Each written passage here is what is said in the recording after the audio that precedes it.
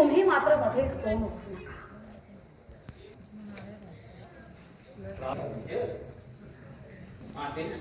तुझं कुशल आहे? होय विष्णू, तुझं कुशल आहे ना? होय ना, तुझ्या आशीर्वादाने माझं कुशल. भीष्मा, या घडीला मी तुला कोणता आशीर्वाद देऊ? तुला सुपुत्र होऊ की या हस्तिनापुराचं राज्य तुला अक्षय लाभू देऊ? या दोन्ही घटना माझ्या संमतात असंभव आहे हे माझे तुला माहीत आहे ना. मग आजची चेष्टा कशासाठी? चिरंजीव भीष्मा, तुझ्या पराक्रमाचा वृत्तांत आम्ही खरोखर काशी राजाच्या कन्या भाग्य काय गुरुवंशाचे सौभाग्य धारण करणारे प्रत्येक कुलस्त्री भाग्यवती असते माते. मग सौभाग्य धारणेचा हा विवाह सोहळा कधी पार पाडायचा भीष्मा? माते, हे सर्वस्वी तुझ्या इच्छेवर आहे. स्वयंवरात जिंकलेल्या राजकन्या तुझ्या आईला अर्पण केल्या म्हणजे माझं कार्य संपलं. कार्य संपले नाही, सुरू झाले. खरं आहे. नव्या पिढ्यांचे नवीन कोण उगवतील त्यांची जोपासना मलाच करायची आहे.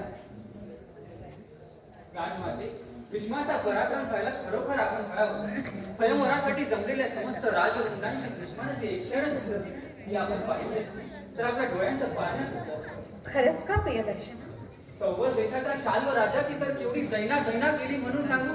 त्याच्या रथाचा सारथी मारला, अश्व मारले, त्याचे धनुष तोडले, कपडे फाडले आणि ज्या रथात राजकन्या बसल्या होत्या त्या रथात मग त्याला जीव घेऊन पळायला लागले. खरोखर भीष्मा, तू धन्य आहेस. माते, त्याबद्दल मला काळी मात्र शंका वाटत नाही. प्रियदर्शना, अरे तो शाल्व लहान होता तेव्हा मीच त्याला गाडीवर बसलो नव्हते का? भीष्मरा, फार फार जुनी गोष्ट झाली ती आता. प्रियदर्शना, एक चिमुकले रोज ज्या हाताने मातीत रुजवावं त्याच वृक्षावर जाऊन ते त्याला चालायची वेळ त्याच हातावर यावी या दुःख ते कोणतं? महाराज, त्याला आपला काय इलाज होता? राजमाते, हा शाल्व स्वयंवराच्या भर दरबारात गर्दक हात करून भीष्माकडे बोट दाखवून म्हणतो, हे वृद्ध कवी, धर्माचे मोठे गड्डे, आपले पांढरे केस घेऊन येते आले कशाला निर्लज्जासारखे? बाकी यांची ब्रह्मचर्याची प्रतिज्ञा म्हणजे नुसती गोलगनाच म्हणायची. तसा योग्यच आहे. तसा पिता तसा पुत्र. राजमाते, मला सांग, काय शाल्वाच्या उद्दामपणाचे एथवर मजल केले? माते, मला वृद्ध कपी म्हटल्यावर बरीच खेद वाटत नाही. पांढरे केस उगवत्या वागत त्याचे शिरभूषणच मानतो मी. माझ्या पित्याची अशी पूर चेष्टा आणि माझ्या व्रताची अशी हवेलना त्याने करायला नको होती. सम्राट विचित्र वीर्यांना सम्राज्य मिळवण्यासाठी मी स्वयंवराच्या दरबारात गेलो होतो हे काय शाल्वाला माहित नव्हतं? भीष्मा, तू आणि विचित्र वीर्यांसाठी वधू?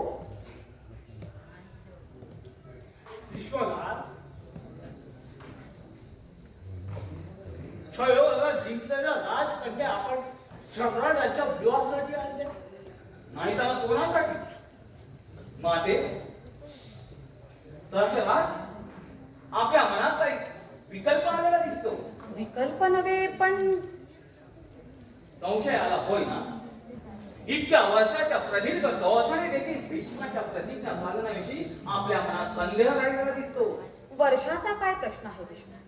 अरे, विश्वामित्रासारख्या तपस्व्याचं मन चळायला देखील एक क्षण देखील पुरला नाही का? एक विश्वामित्र चळला माणूस आहे, ऋषीमुनी पतीत झाले नाही. लक्षावधी उल्का रोज आकाशातून पोसतात म्हणून ध्रुवाच्या आढळपणाला पुढे धक्का लागला आहे का? अरे, ध्रुव आहे धरणीपासून शतयजुनी दूर. त्यांची महती तू कशाला सांगतोस? मातीत घडलेल्या माणसांच्या हाती लागतात त्या केवळ धुळीत पडलेल्या उल्का. भीष्मा, एवढ्या आत्मविश्वासाने तू बोलतोस. अरे, पण मन चळण्यासारखा प्रसंग अद्याप तुझ्यावर आलायच कुठे? अद्याप आला नसला तर हे पांढरे केस पाहून असला प्रसंग भीष्माच्या आयुष्यात खचित येणार नाही. सत्यवतीच्या दारी सम्राट आले तेव्हा ते देखील तुझ्याच वयाचे असतील नाही का भीष्मा? भीष्म तरुण होता तेव्हाही कोणाच्या दारी गेला नाही, तो आत्ता जाईल. भीष्मा, तू कधी कुणाच्या दारी गेला नाहीस एवढ्याने काय झालं? अरे, कुणी सांगावं, एक दिवस एखादी रूपवती येऊन तुझ्या दारात उभी राहिली तर? भीष्माने आपल्या मनाची दार केव्हाच बंद केली आहे. भीष्मा, दारात उभी आहे ही कोण? ही अंबा ये राजकन्या. अच्छा, ही राज गोड आहे, तेजस्वी आहे. राजकन्या, जिची तू सोन आहेस त्या माझ्या राजमातेला वंदन कर. वंदन कर. पण तुम्ही म्हणून नव्हे, कन्या म्हणून. कन्या म्हणून म्हणजे राजकन्या. तुझ्या बोलण्याचा अर्थ माझ्या घेण्यात आला नाही. क्षमा करा महाराज. कुणाही तरुण स्त्रीचं अंतःकरण अभिमानानं उत्सव म्हणून यावं असा पराक्रम करून स्वयंवरात आपण मला जिंकलं. पण महाराज, मी आधीच वचनबद्ध आहे. माझ्या आना काका देखील झाले आहे. तू आधीच वचनबद्ध? हो, कोणाशी? शाल्वराजाची. चल राजाशी छे छे. ज्याला युद्धात भीष्मानं पराभूत करून पिटाळून लावलं त्या शाल्वाशी. होय राजमाते, ज्यात भीष्मराजांनी युद्धात पराभूत केलं, विरोध केला आणि निशस्त्र करून पेटावून लावलं त्याच शाल्वराजाची. पण राजी, नको नको महाराज, मी प्रार्थना करते. माझे मन वळवण्यासाठी आपण एक शब्द जरी उच्चारला तरी आपल्या पराक्रमाने जिंकलेली अंबा शाल्वाला दिलेल्या वचनाला देखील पाळते. महाराज, आपलं सौभाग्य मिरवण्याचं भाग्य निदान या जन्मी तरी माझ्या पाणी नाही. अंबे, भीष्मानं स्वयंवरात तुला आणि तुझ्या बहिणींना जिंकलं ते स्वतःसाठी अशा का भ्रमात आहेस तू? स्वयंवराला येणार राजपुरुष दुसरं कोणत्याही भूमिकेत राजमाते? ते मला नाही, या भीष्मालाच विचार. राजकन्या, तुझा विपरीत समज झाला असेल तर मला क्षमा कर. स्वयंवरात विचित्र वीर्यांना सम्राटी मिळवण्यासाठी मी स्वयंवराच्या देवरात गेलो होतो. काय? केवळ सामंत म्हणून? विवाह सम्राट विचित्रवीर्यांचा आणि त्यासाठी स्वयंवरात होय भीष्मराज? तर मग अंबे, भीष्म प्रतिज्ञाबद्ध आहे हे सारं जग जाणतं. ते मी देखील सांगत होते माते. पण भीष्मराजांना स्वयंवराच्या दरबारात आलेलं पाहून मला असंही वाटलं की थांबलीस का? भीष्म स्वयंवराला आलेला पाहून काय वाटलं? काही नाही राजमाते, काही नाही. क्षमा करा महाराज. स्वयंवरात मी शाल्वालाच वरण्याचा निश्चय केला होता. पण त्याआधीच आपण आम्हा तिघी बहिणींना रथात घालून हरण केलं. ही जर गोष्ट मला आधी कळती चांगली. तुझ्या डोळ्यात एकच शालवाची एवढी दैनामी खात्री लावली नव्हती. एकटा शालो माझ्याशी प्राणाने का झुंजत होता हे आता मला उमगलं. घडली गोष्ट होऊन गेली, त्याबद्दल आता खेद कशाला? अंबे, माझा पुत्र शाल्वापेक्षा रूप गुणानं रतीभरही कमी नाही. तुझ्यासारखी तेजस्वी सून मलाच मिळाली पाहिजे. राजमाते, आपण मला आईच्या ठिकाणी ना कुमारीचे मनोगत, प्रणयीचे वृत्त आपण जाणता. उदाहरणाने शाल्वराजाकडे आपण माझी पाठवणी करावी अशी मी आपल्या पायाची प्रार्थना करते. वेड्यामुळे तू मला प्रिय झाली आहे. आईच्या ठिकाणी तू मला मानतेस म्हणूनच तुला सांगते, शाल्वाचा नाद सोडून दे. विचित्र वीर्याची विवाह करण्यातच तुझं हित आहे. माते, असे कसे करता येईल? मी शाल्वराजाशी वचनबद्ध आहे. म्हणून काय झालं? दिले वचन आपल्या हितासाठी मोडता येत नाही असं थोडंच आहे. तू वचनाला जातेस तसा शाल्व जागत असता तर तुझ्या प्राप्तीसाठी भीष्मापुढं त्यानं आपला पदर पसरला नसता का? माते, कोणता माणी मनाचा पुरुष रणांगणाचा पदर पसरी? झालं तर तुझ्या प्रेमापेक्षा त्याला आपला मान, आपली प्रतिष्ठा अधिक मोलाची वाटली, यातच त्याचं मन स्पष्ट होतं. शाल्वानं पराभव पत्करला तेव्हाच तुमच्या आणाभाकांची यशस्वी झाली. आता विचित्र वीर्यांशी विवाह करण्यास तू मुक्त आहेस. नाही, अंबे, नाही. मी सांगते ते ऐक. माझ्या पुत्रालाच तू योग्य आहेस. नाही नाही माते, असे होणार नाही. मी शाल्वाला वरलं आहे. शाल्वावर माझं प्रेम आहे. मनोमन मी केवळ शाल्वाचीच आहे. माते, माते, माझ्या प्रेमाच्या पूर्तीसाठी तरी मला शाल्वाकडे जाऊ दे. प्रेम प्रेम प्रेम अंबे वेडे, प्रेमिकांच्या प्रणयपूर्तीसाठीच विधात्याने या विश्वाची रचना केली आहे असा का तुझा समज आहे? माझ्या पुत्राशी तू विवाह करशील तर तू सम्राज्ञी होशील. नको नको माते, मी ईश्वर साक्षी सांगते. मला राज्य नको, मला वैभव नको. मला फक्त शाल्वा हवा. शाल्वा संगी एका झोपडीत देखील मी सुखाने संसार करेन. तेच शब्द आणि तेच पेट. अगं, तुझ्या वयातल्या कोळ्या मुली अशाच कस्तुरी मृगा मागे जीव घेऊन धावतात आणि अखेर फशी पडतात. अंबे, या तुझ्या धर्माच्या आईचे बोल ऐकून तरी जागे हो. अरे, तू माझी पोटची मुलगी असतीस तर मी जे केलं असतं तेच आत्ताही केवळ तुझ्याच हितासाठी. माते माते बस, हा वेडेपणा थांबला पाहिजे. अंतपुरात जाईल. तुझा विवाह विचित्र वीर्याशीच होणार आहे. नको नको माते, अशी निष्ठुर होऊ नकोस. माझ्यावर दया कर. मला शाल्वाकडे जाऊ दे. माते माते, मन मारून या राजगृहात नाही आणले तर कोणाला तरी सुख लाभेल का? वेडे, या माझ्या दादांना विचार. ते देखील तुला सांग. सुख हे मनावर नाही की ते मागण्यावर देखील.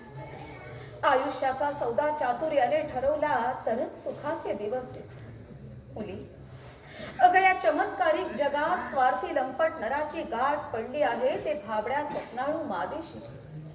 म्हणूनच स्त्रियांना असं पदोपदी मन मारून जगावं लागतं. बाई, या तुझ्या धर्माच्या आईचे बोल ऐकून तरी जागी हो. बाई, आपलं मन मार, प्रेम जाळून टाक आणि आयुष्याचा सौदा नीट हुशारीने ठरव. प्रेम जाळून टाकू, मन मारून टाकू. माते माते, मग जगायचं तरी कशाला? हा जन्म घ्यायचा तरी कशाला? जगायचंच कशाला? हा जन्म घ्यायचाच कशाला? वेळे, हा प्रश्नच तू विचारू नकोस. कपाळ फोडून घेतलंस ना तरी या प्रश्नाचं उत्तर तुला बृहस्पती देखील सांगू शकणार नाही. अंतपुराचं शांत हो. तुझ्यासारखी उंदी पोर माझ्या पुत्रालाच मिळाली पाहिजे. महाराज, आपण धर्मज्ञ आहात. स्वयंवरात आपण मला जिंकून माझे स्वामी झाला. मी आपल्या पुढे बदल बदलते, पाया पडते. मला एवढी भीक आला, मला शाल्वाकडे पाठवा. हो गंगे, जे तुझ्या हक्काचं आहे त्याच्यासाठी तुला भीष्मात्वर बदल पसरायची वा भिक्षा मागायची गरज नाही. अगे अप्रतस्त भीष्माला प्रीतीची भावना वरती असली तरी पित्वाबद्दल त्याच्या मनात नितांत भक्तीच आहे. प्रियदर्शना, रथ सिद्ध कर आणि तू आंबेला शाल्वाकडे दाटीनिशी पोचव. भीष्मा, भीष्मा, अरे उघड उघड, हा वेडेपणा आहे. त्या वेळेपणाचा त्याच्या धर्म आहे, न्याय आहे आणि नीती आहे. अरे, स्वयंवरात हरण केलेल्या कन्येचं पाणी ग्रहण पुन्हा शाल्व करील असं तुला वाटतं का? शाल्वाच्या जागी मी असतो तर केला असता. मी सांगते, शाल्व माझा खात्रीने स्वीकार करेल. तर मग या कोवळ्या राजकन्येला पुरुष नामक प्राण्याची अजून पुरती ओळख पटलेली नाही. आणि भीष्मा, तुझ्यासारख्या राजर्षीला आपण काय करतो आहोत याचा अजून पुरता समज पडलेला नाही. या शाल्वाकडे भाबड्या मुलीला पाठवण्याचा तुझा निश्चय असेल तर खुशाल पाठव. पण मग यापुढे जे जे घडेल त्या सर्व परिणामांचा एकटा तू धनी असशील हे मात्र विसरू नकोस. दादा, अंतपुरात चला. अंबिका आणि अंबालिका यांना पंख फुटायच्या हा विवाह विधी उरकून टाकलाच पाहिजे.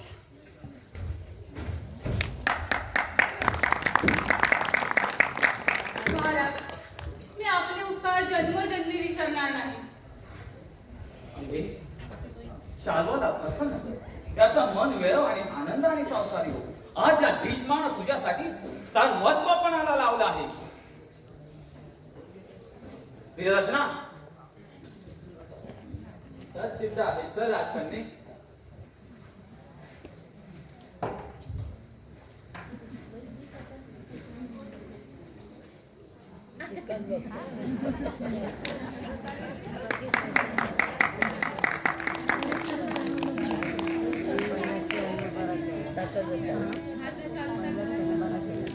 हे वृद्ध कपी, हे महर्षी, तू धर्मज्ञ आहेस, तू सर्वज्ञ आहेस, तू प्रतिज्ञाबद्ध भीष्म आहेस.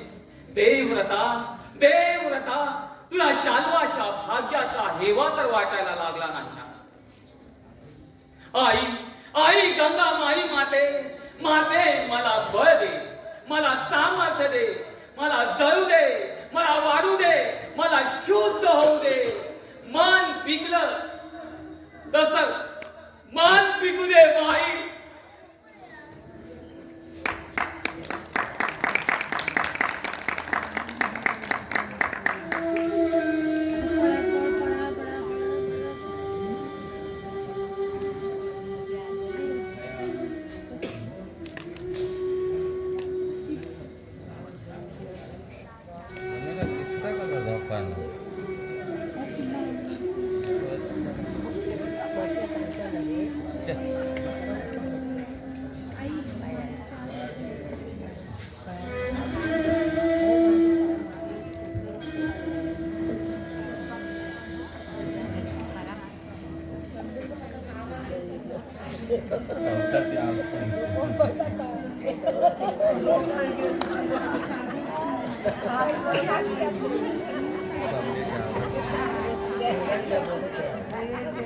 कालाय तस्मै नमः.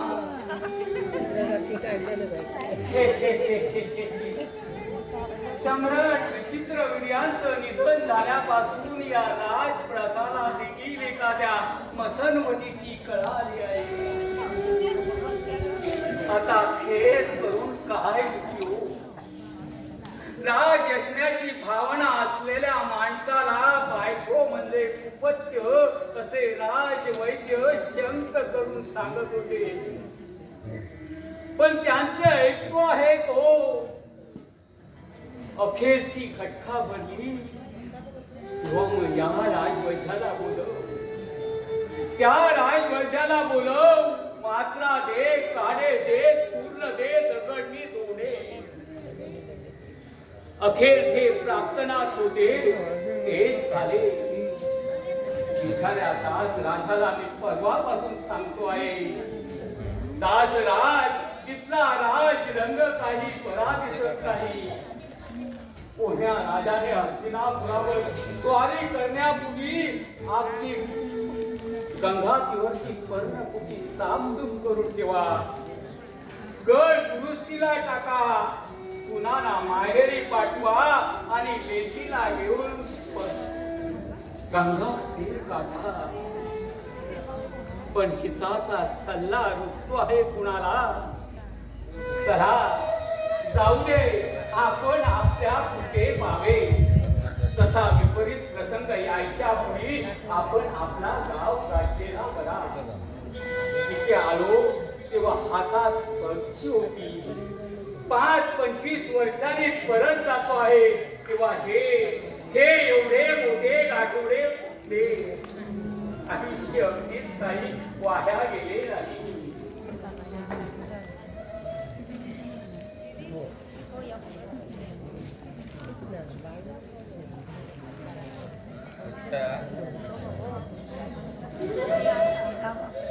राजवाड्यातल्या सुईच्या पोळीपेक्षा झोपडीतली मीठ भाकरी बरी असे आमचे कैलासवासी कीर्तन सांगत ते काही खोटे नाही.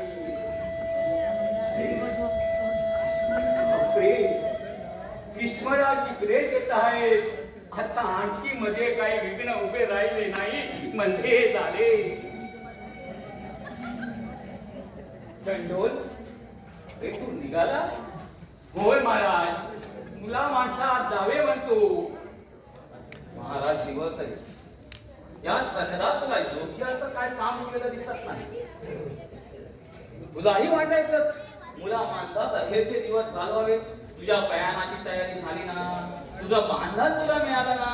होय महाराज.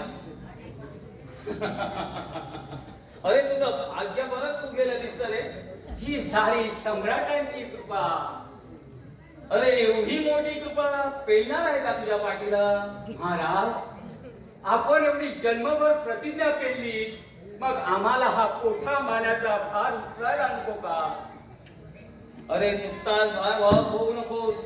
नाहीतर भार एकाच्या पाठीवर आणि भोगणारे दुसरे बरे भोगती. वाटेत खपलो तर पिशाच होऊन या गाठोड्यावरती बसे. मी ताट उभा आहे तो दुर्दैव तुझ्यासारख्याच्या वाटेला कदापि जाणार नाही. जा सुखात राहा.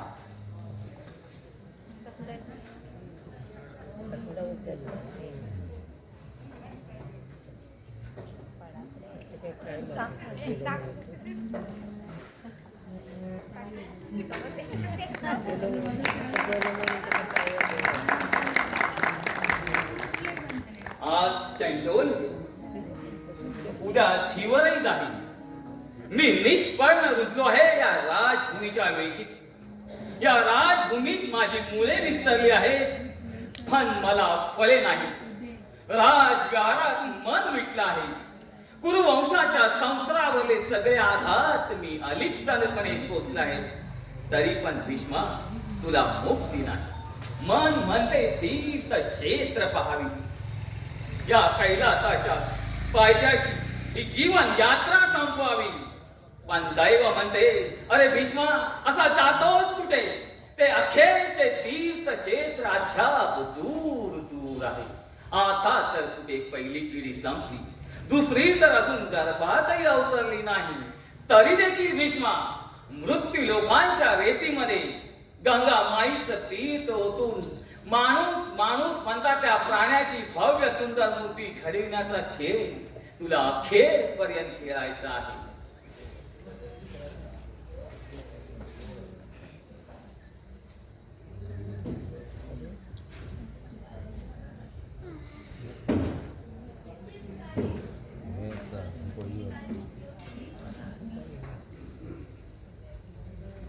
दशरथ, मातेची काय आज्ञा आहे? आहे त्यात काही हरकत नाही. सत्यवतीनं हे दुःख मनाला फारच लावून घेतलंय महाराज. भूक नाही, तहान नाही, अष्टग्रह फक्त एकच. असं करून कसं चालेल? संयमानं मनावर आवर घातला पाहिजे. गंगाबाईच्या पुत्राने आपल्याला वनवासी केला अशी तिची खात्री झाली आहे महाराज. छे छे, हा अगदी वेगळा समज आहे. गंगा आईच्या हृदयात सतत आशीर्वादाचे झरे उचंबळतात म्हणून तर तिला तीर्थाचे महात्म प्राप्त झाले नाही का? खरं आहे महाराज. पण सत्यवतीची समजूत काढायची कशी? ताऱ्यावर बसेल तर ती फक्त अश्रू ढाळत बसते. कोणी बोललं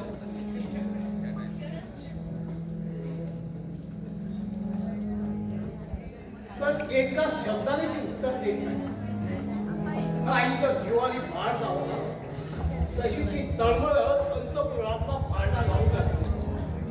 मग बाळकुडी ओढुनी नेते बाई, मी आता नाही आई, मी आता नाही. दाशराज,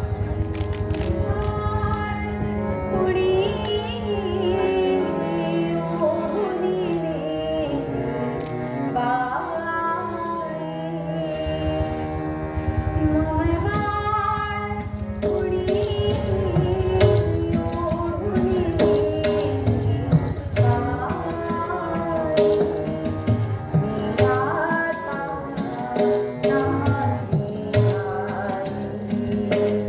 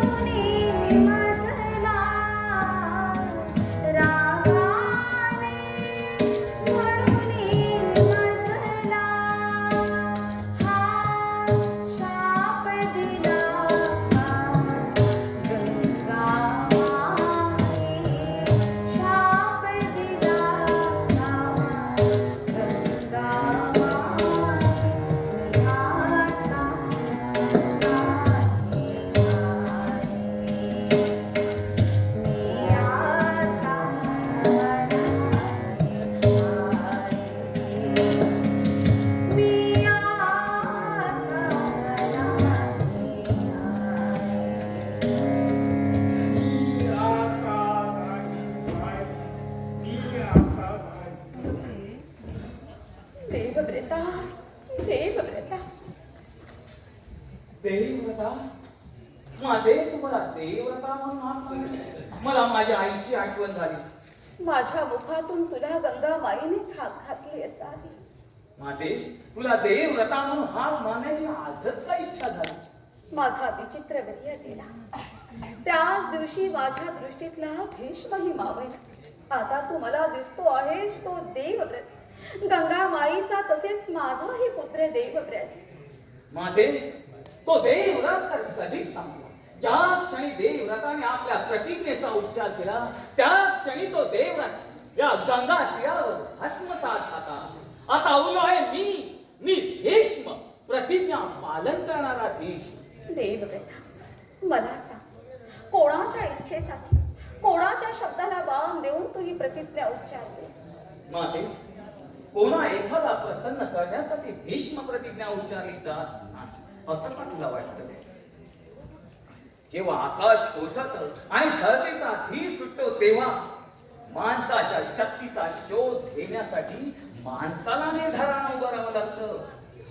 पण देवव्रता माझ्या इच्छेसाठी माझ्या शब्दाला मान देऊन तू प्रतिज्ञा उच्चारलीस हे तर खरं.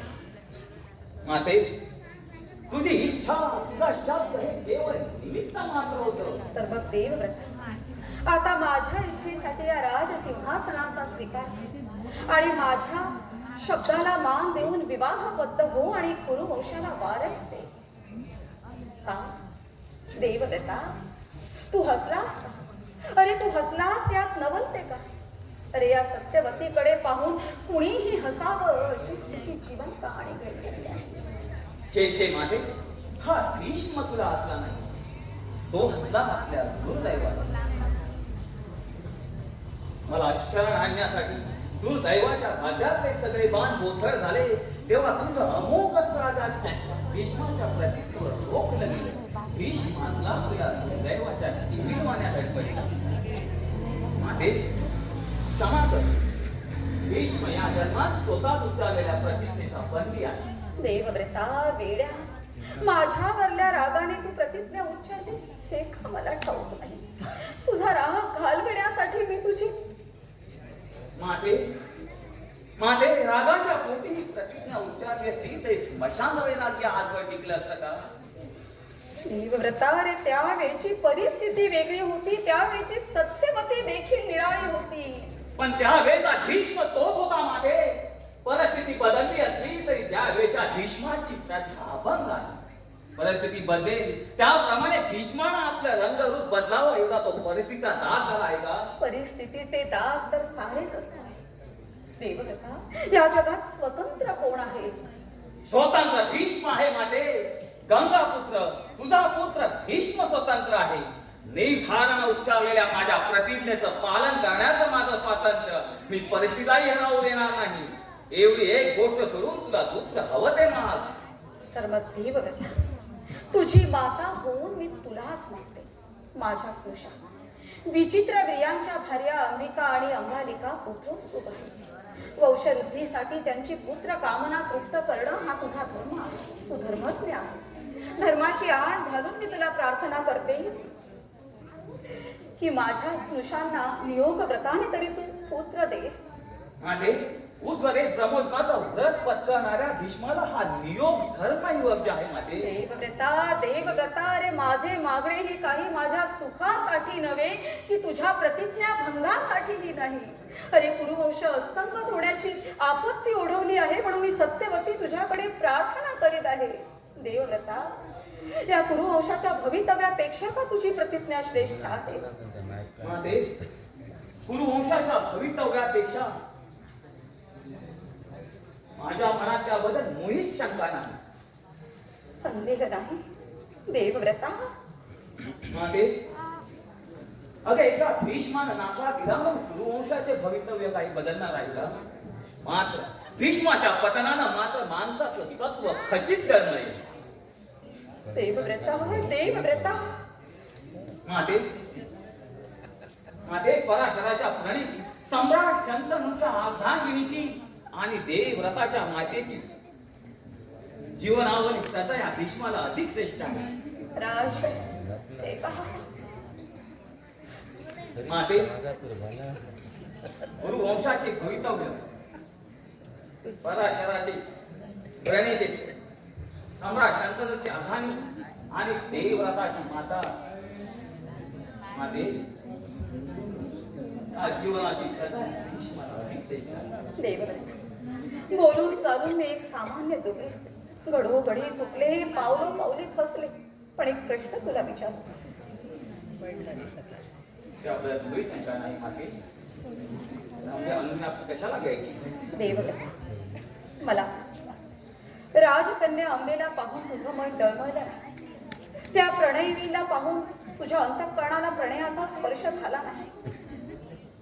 देवव्रता, तू मौन धारण केलं यातच मला माझ्या प्रश्नाचं उत्तर मिळालं. सत्यवतीच्या तुझ्या श्रद्धेची उठाठेव फोल आहे. माते तुला मिळालेलं उत्तर खरं आहे. पण ते अर्ध सत्य आहे, पूर्ण सत्य नव्हे. दिव्यत्वावर प्रेम करणं हा मानवी धनाचा धर्म असेल तर राजकन्या आंबेला पाहून भीष्माच्या हृदयाला प्रीतीची उदात्त भावना उच्चंबळून आली तर त्या नवलते का? भीष्म एकच माणूसच आहे माते. दगडावर कोरलेली शिल्पाकृती नव्हे. हृदया उच्चंबळून आलेली प्रीतीची भावना नाही. भीष्मानं अबोल कर्तव्याच्या बंधनात बसवली नाही का? भीष्मानं आपण अंबेची पाठवणी शाल्व राजाकडे केली नाही का? शाल्वाकडे जाण्याचा हट्टच अंबेने धरला म्हणून तू तिला पाठवलीस. पण अंबेने तुझ्याशीच विवाह करण्याचा हट्ट धरला असता. प्रियदर्शना, अरे तू केव्हा आलास? अंबेला शाल्वाकडे पोहोचवलीस ना? अरे शाल्वाने तिचा स्वीकार केला ना? अरे बोल कसा गप्प का? सर्व काही सुरळीत पार पडलं ना? बोल अंबे, तू इथे? महाराज, शाल्वाने माझा धिक्कार केला. त्यानं मला परत पाठवलं. छे तुझा अधिकार करण्याची शाल्वाची हिंमत नाही. शस्त्र बलावर तुझ्याशी विवाह करण्यास मी शाल्वाला भाग पाडेन. महाराज, अंबेच्या विवाहाबद्दल आता आपल्याला शस्त्रबल वापरता येणार नाही. ते का म्हणून? वेदाच्या अंबेश विवाह करण्याबाबत शाल्वराज वचनबद्ध होता. होय, पण ते स्वयंवरापूर्वी. स्वयंवरात आपण शस्त्रबलाने अंबेला जिंकली तेव्हापासून सगळी परिस्थितीच बदलली आहे. अरे परिस्थिती बदलली म्हणून दिलेला शब्द कधी बदलतो का? आपल्या कृत्यामुळेच आपण शाल्वाचा शब्द पुसून टाकला. आता शाल्वाला तरी दोष देण्यात काय अर्थ आहे? शाल्व अंबेशी कालत्रयी विवाह करणं शक्य नाही. आणि आता शाल्व सिद्ध झाला तरी अंबा त्याच्याशी कालत्रयी विवाह करणार नाही. पण अंबे, तू आता इथे काय करणार? भीष्मराज, या प्रश्नाचं उत्तर आपण द्यायचं. अंबेने नव्हे की शाल्वाने नव्हे. मुली, एकूण तुला पुरुष हृदयाचा प्रत्यय आला म्हणायचा. माते, मी कबूल करते. मी फसले. वेळी, अगं माझं वेळीच एकटी असली तर आज कुरुवंशाची भाग्य विधात्री झाली असती. पण आता ती वेळ गेली. माते, मी शाल्वाचे पाय धरले. प्रार्थना केली. बरोबरीने त्याला समजावून सांगितलं की भीष्म राजांनी किंवा माझ्या अज्ञानाला हरण केलं होतं. पण शाल्वाने एक शब्दही ऐकून घेतला नाही. उलट तो म्हणाला, ते मला नको. या भीष्माला सांग. हे असं घडणार याची मला तर खात्री होऊ दे. अगं शाल्व देखील बोलून चालून एक पुरुषच, तो दुसरं काय करणार? शाल्व मला म्हणाला, तू माझी दुर्भाग्य विधात्री आहेस. तुझ्या पायी माझी एवढी विठ्ठंबना झाली. भीष्माच्या रथात बसून भीष्माचा सगळा पराक्रम तू प्रणयनीच्या दृष्टीने पाहत होतीस. असत्य हे धादांत असत्य आहे असं तू शाल्वाला का नाही सांगितलंस? महाराज, उभ्या आयुष्यात कधी अंबेने असत्य भाषण केलं नाही तर मी शाल्वाला तरी खोटं कसं सांगू? पण अंबे, महाराज, झाले घडले याचा मला खेद नाही. शाल्वच मला म्हणाला, जा, मी तुझा स्वीकार करू शकत नाही. ते तुला जिंकले आहे ना भीष्माच्या विवाहाला. अशक्य हे सर्वथा अशक्य. अशक्य का म्हणून? धर्माच्या वल्गना करणाऱ्या भीष्माला धर्माचं पालन हे केलंच पाहिजे. भीष्मराज, स्वयंवरात हरण केलेल्या कन्येचं पाणी ग्रहण स्वतःच करावं अशी धर्मनीती आहे. याची जाणीव मी आपल्याला करून द्यायला हवी काय? माते, भीष्म या जन्मात स्वतः उच्चारलेल्या प्रतिज्ञेचा बंदी आहे. महाराज, आपण धर्मज्ञ आहात. तसेच दोरमण्याचे वीर पुरुष आहात. स्वयंवरात आपण मला जिंकून माझे स्वामी झाला. मी आपले पण जाणते, आपण माझे पण जाणता.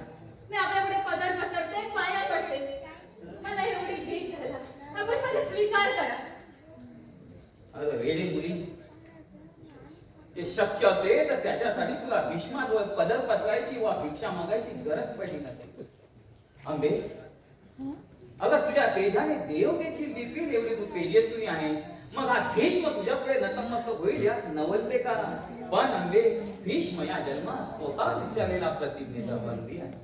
भीष्मा अरे दुर्दैवाच्या चक्रव्यूहात सापडता क्षणीच काय ही तुझी अवस्था झाली. तू दैवाच्या चक्रवात मध्ये पाय बसले असले तरी माझं मस्तक स्थिर आहे. सुंभ जयला तरी बीळ जळत नाहीत म्हणतात ते काही खोटं नाही. भीष्मा, अंबेशी विवाह कर आणि संसारी हो. प्राप्त परिस्थितीत तुला दुसरा धर्मच उरलेला नाही. पण माते, भीष्म धर्माच्या चौकटीत बसत नसेल तर धर्माची चौकट बदलेल. पण हा भीष्म बदलणार नाही. महाराज, हा अट्ट, हा दुराग्रह कशासाठी? भीष्मा अरे तुझ्या प्रतिज्ञेचा भंग झाला म्हणजे कल्पांत तर होणार नाही ना. महाराज, या दुराग्रहात न्याय नाही, नीती नाही आणि धर्म तर नाहीच नाही. वेदसना, अरे तू पण तर मग त्या भीष्माच्या सभोवताचे विश्वच भीष्मावर व्यक्त्यासारखे दिसते. आंबे, केवळ दुराग्रहाने प्रतिष्ठेला बळी पडून भीष्म आपल्या प्रतिज्ञेला चिकटून राहिलेला नाही किंवा स्वतःच्या मोक्ष प्राप्तीसाठी तो रानावनात पळालेला नाही. या राजवाद घट्टमध्ये राहून तो एखाद्या गर्भिणीसारखा स्वतःच्या स्वत्वावर माणसाना घडीत उभा आहे. राजमाते, तूच सांग, ज्या दिवशी भीष्माच्या प्रतिज्ञेचा भंग होईल त्या दिवशी साधुत्वाला आणि सदाचाराला संधी साधीपणाकडे दुसरा काही अर्थ होईल का? वेदसना, अरे सत्यवती, भीष्म ही सत्यवतीची श्रद्धा आणि भीष्म हाच आंबेचा मानबिंदू. अरे या जगात भीष्माची मान उडेल तर मग कोणाची मान ताट राहील? महाराज, प्रणयाचे माझे सुंदर स्वप्न, संसाराबद्दलची माझी सगळी अभिलाषा आपल्या एका कठोर नकाराने भस्मसात झाली. ना माहेर ना सासर असे मी निर्वासित होणार. निदान या दुर्लौकिकापासून वाचवण्यासाठी तरी आपण माझा स्वीकार करावा अशी मी आपल्या पायाशी निलाज्यपणाने प्रार्थना करते. आंबे, जे कालत्रही शक्य नाही त्याची इच्छा तू का धरते? एक गोष्ट सोडून तू दुसरं माग, ते मी तुला आनंदाने देईल. दुसरे काय मागू महाराज, मी दुसरे काय मागू? स्वयंवराला आपण आला त्यावेळी तर माझी अनुज्ञा मागितली होती. रथात घालून भर सभेतून माझं हरण केलं त्यावेळी तर माझी अनुमती विचारली होती. शाल्वाच्या घनघोर युद्धाला आपण सज्ज झाला त्यावेळी तर माझी संमती घेतली होती. आंबे, स्वयंवराच्या दरबारात आणि रणांगणात वीर पुरुष जो धर्म पाहता तोच धर्म मीही पाहिला होता. तुझं हरण करताना व शाल्वाशी युद्धाला सज्ज होताना मी तुझी अनुज्ञा घेतली नव्हते, खरं आहे. पण शाल्वाकडे मला परत पाठवा असा तो हट्ट धरल्यावर धर्मापलीकडचं तुझं स्वातंत्र्य या भीष्मानेच गाजलं नाही का? स्वातंत्र्य नसले महाराज, स्वातंत्र्य नसले या अंबेला तुम्ही सर्वनाश दिला. जे स्वातंत्र्य मागतात त्यांना प्रसंगी स्वातंत्र्यासाठी सर्व नाशही पत्करावा लागतो. भीष्माच्या पडलेल्या प्रदीर्घ प्रतिज्ञा पालनाच्या या भीष्माच्या पडलेल्या एका अर्थाचा आनंदही मी गिरटू शकलो नाही. आपण पुरुष श्रेष्ठ मनोबंध सोसले तर समर्थ म्हणायचं.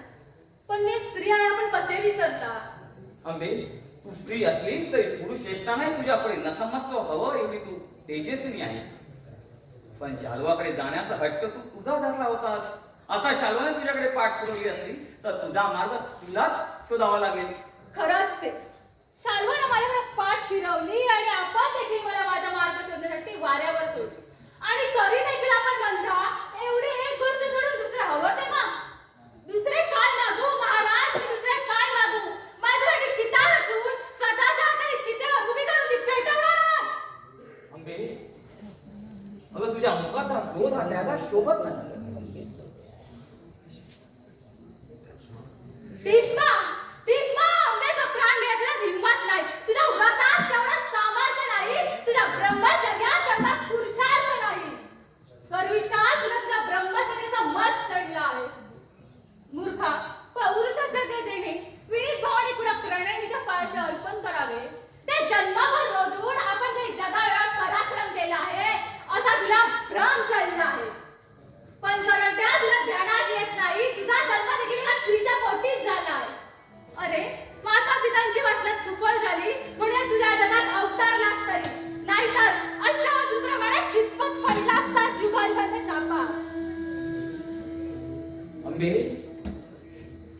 अंबे अंबे तू क्रोधाव झाली असलीस तरी भीष्माला वेग सोडता येत नाही.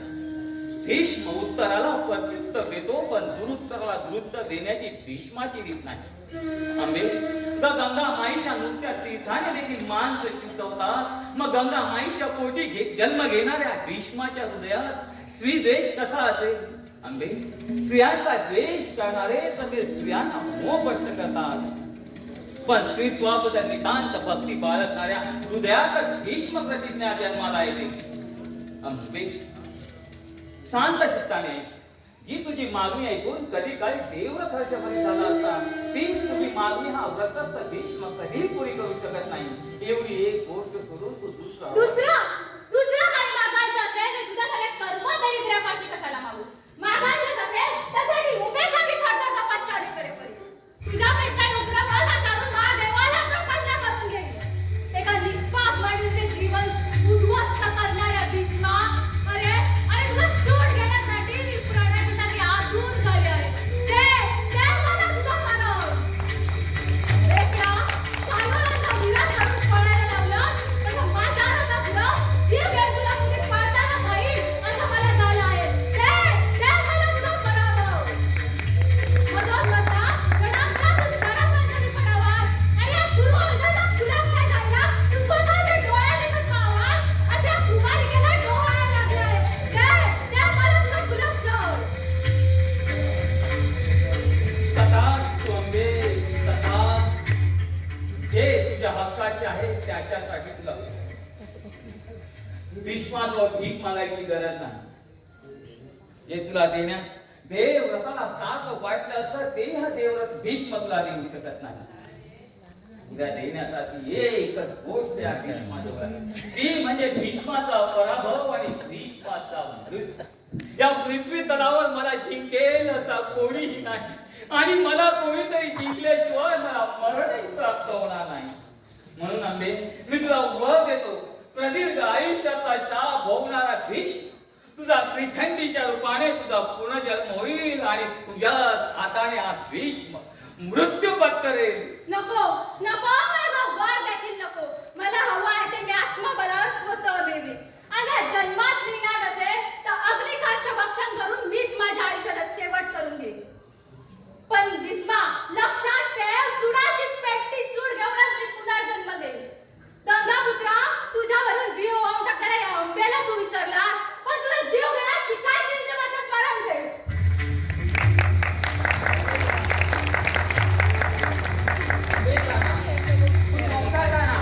आणि स्वतःचा देखील ठरवला हा सर्वांना उडवून देणारा भीष्म प्रतिज्ञा. धिक्कार धिक्कार.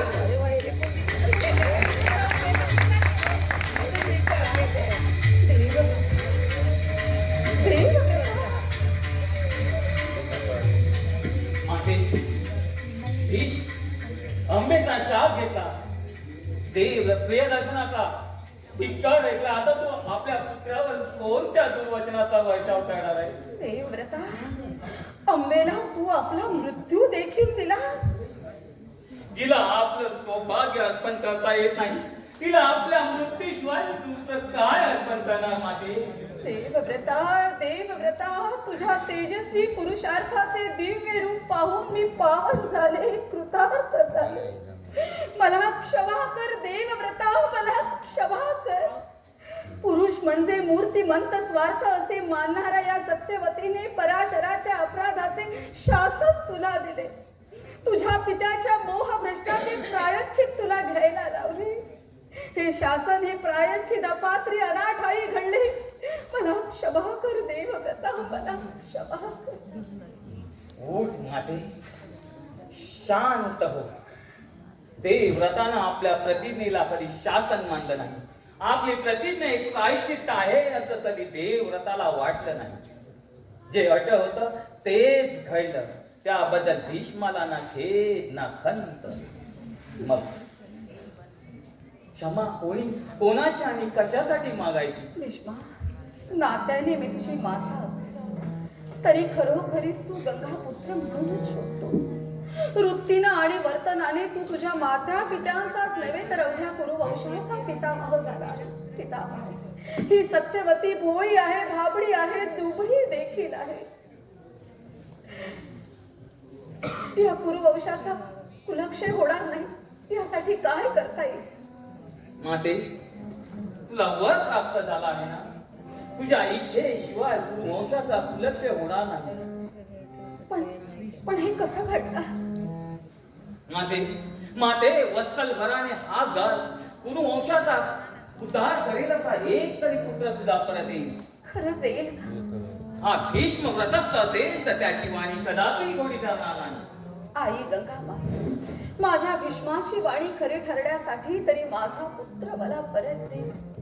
मम बाळ कुणी ओढून नेले बाई, मम बाळ कुणी ओढून नेले बाई,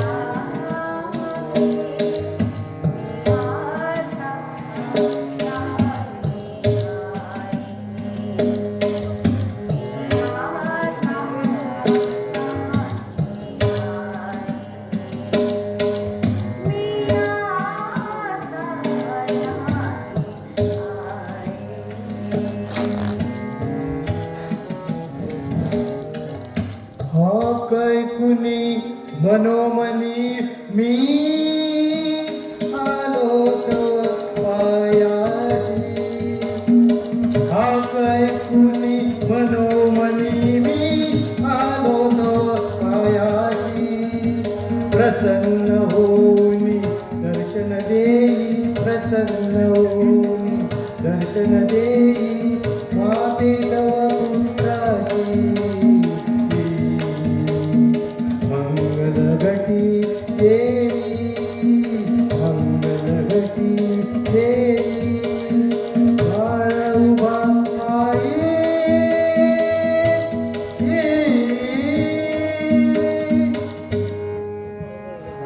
कोण?